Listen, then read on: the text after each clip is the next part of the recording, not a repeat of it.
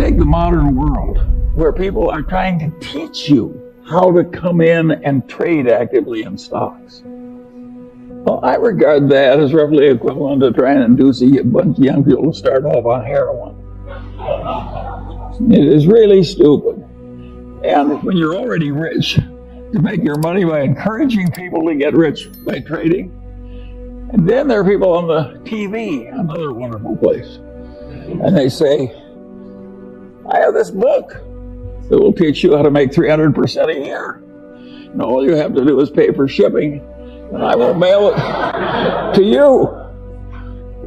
How likely is it the person who had suddenly found a way to make 300% a year would be trying to sell books on the internet to you? And it's ridiculous. And yet, I've described modern commerce. And the people who do this all day think they're useful citizens.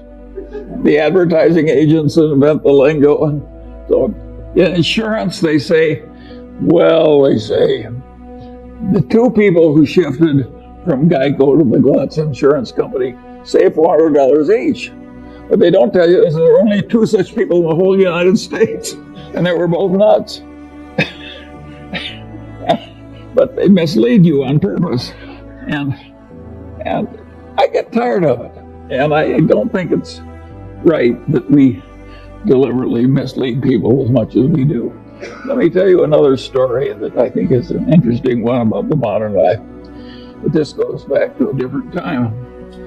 And this man has this wonderful horse. And it's just a marvelous horse. It's got an easy gait and good looking and everything. It just works wonderfully. But also occasionally just gets so he's dangerous and vicious and causes enormous damage and trouble and breaks arms and legs for his rider and so on. And he goes to the vet and says, what can I do about this horse? And the vet says, that's a very easy problem and I'm glad to help you. He says, what should I do? And the man says, the next time your horse is behaving well, sell it.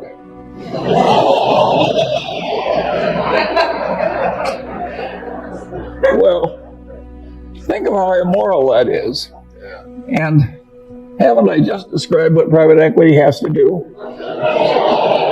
When private equity has to sell something that's really troublesome, they hire an investment banker. And what does the investment banker do? He makes a projection.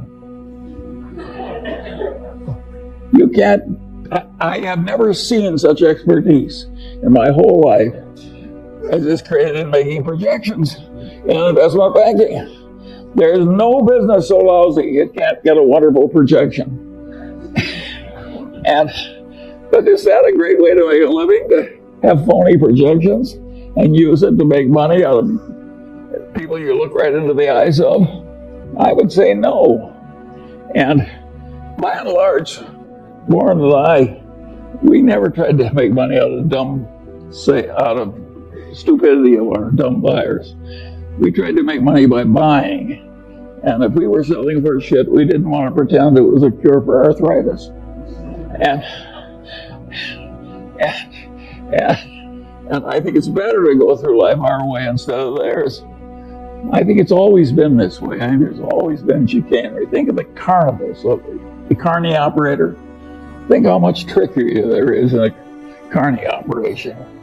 And people just seek out the weaknesses of their fellow man and take advantage. And you have to get wise enough so you avoid them all. And you can't avoid them if they're in your family. I have no solution to that one. But where you have a fair choice, there are just so many people that should be avoided. My father had this best friend and client, and he also had this other client who was a big blowhard. And he was always working for the big blowhard, and he wasn't ever working for his wonderful client whom I admired. And I said, why do you do this? He said, Charlie, you idiot. He says, the big blowhard is an endless source of legal troubles. He's always in trouble, overreaching and misbehaving and so forth. Whereas Grant McFadden treats everybody right, the employees, the customers, everything. He gets involved with some psychotic, he walks over there and makes a graceful immediately. So a man like that doesn't need a lawyer. And my father was trying to teach me something, and it really worked. I spent my whole life trying to be like Grant McFadden. And I want to tell you, it works. It really works. Peter Hoffman is always telling me if the crooks only knew how much money you could make by being honest, they'd all behave differently. Warren has a wonderful saying I like. He says, you take the high road, it's never crowded.